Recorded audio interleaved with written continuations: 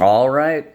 Welcome, everybody. What is on tap for this week? Well, your second essay, your descriptive essay. That's going to be due at the end of the week, Sunday the 8th, which means I'm going to be hard at work turning around all of the narratives. I've only done a scant little handful, a few of them so far. So I'm really going to be kicking it into another gear, getting the grades back this week.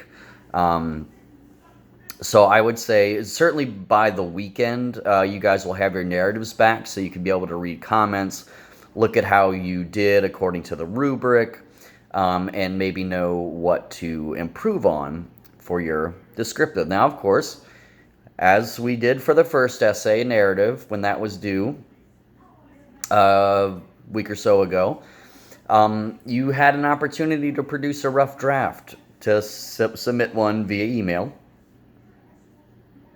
before Thursday, or by Thursday at the latest. Okay, same deal this week. So if you want me to look at a rough draft, I believe I've looked at one student so far. She asked me last week. I returned that around.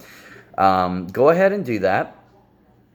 But please keep in mind, if there was a timestamp on that email that you sent for your rough draft check, that is after Thursday, consider it not being looked at even. Okay.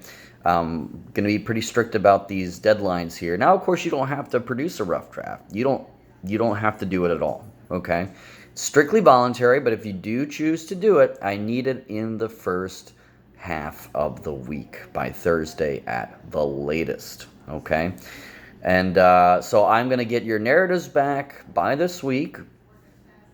The few that I had read last week, most of them were actually pretty solid. Okay, so I hope that is an auspicious start and proves to be a trend and not an exception for the remainder of the narratives. So you have that descriptive essay this week. Now, how to go about the descriptive essay.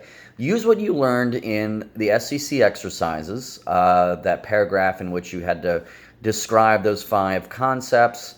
And then there was a exercise 5, which was all about spatial order, organizing principles. One of them was you could organize your essay according to spatial order. Let's say you're describing a house. How might you structure that essay? Well, your body paragraphs, for example, could be devoted to each room of the house. Okay, you describe let's say the foyer first.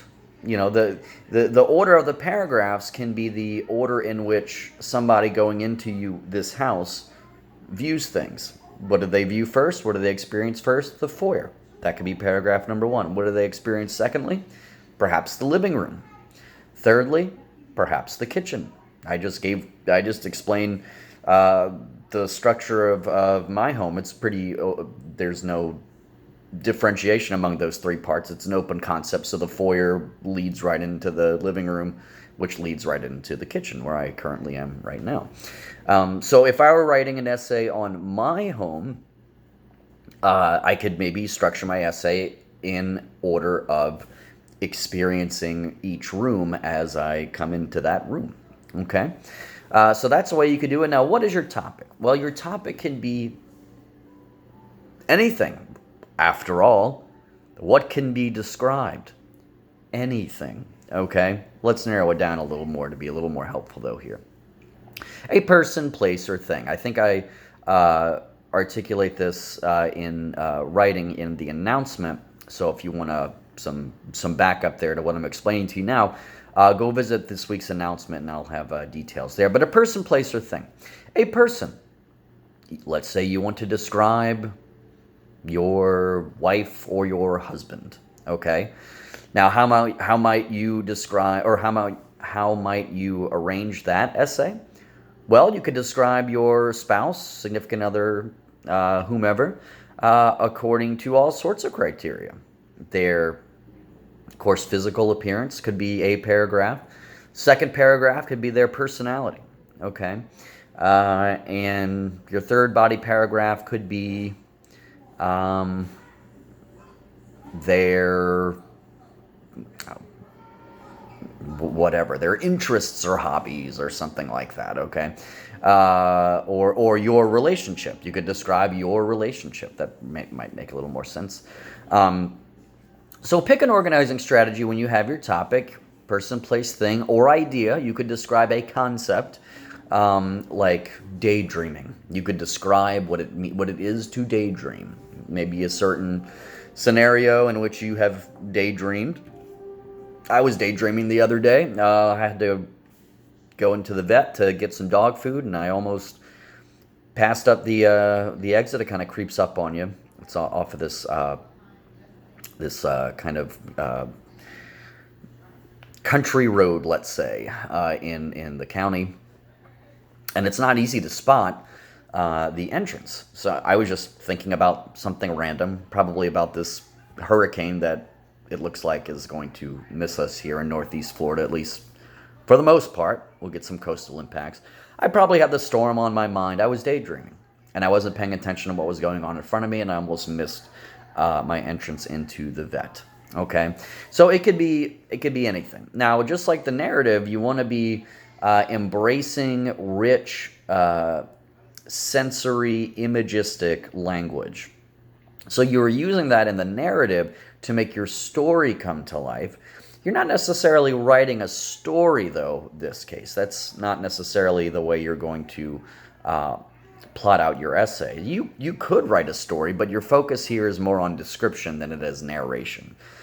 So what you're going to be doing is essentially painting a word picture, is I believe how I call it in the assignment instructions, a word picture.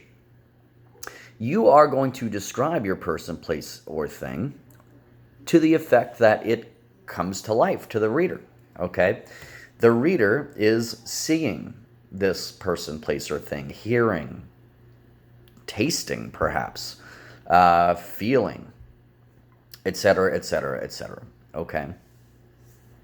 Now, there is such a thing as being overly descriptive, okay? So don't think that's something you can't do. You guys don't try to be impressive, let's put it that way. Don't try to cram in a slew of adjectives and adverbs, descriptors, modifiers, in one sentence. Because think about it. What's the drawback of being too descriptive? Well, you kind of burden your reader with this detail overload, don't you? So this is all to say you want to be smart and skillful about how you dispatch or incorporate these descriptions, okay? Space them out. You might have certain passages that are more descriptive than others, okay? The point being you want to be balanced in your approach here, okay? So if you do have a rough draft for that, you could send it my way. First half of the week. There is another blog opportunity this week as well, calling on you to comment on the E.B. White and Bickman Wynne readings. And remember, the blogs are voluntary.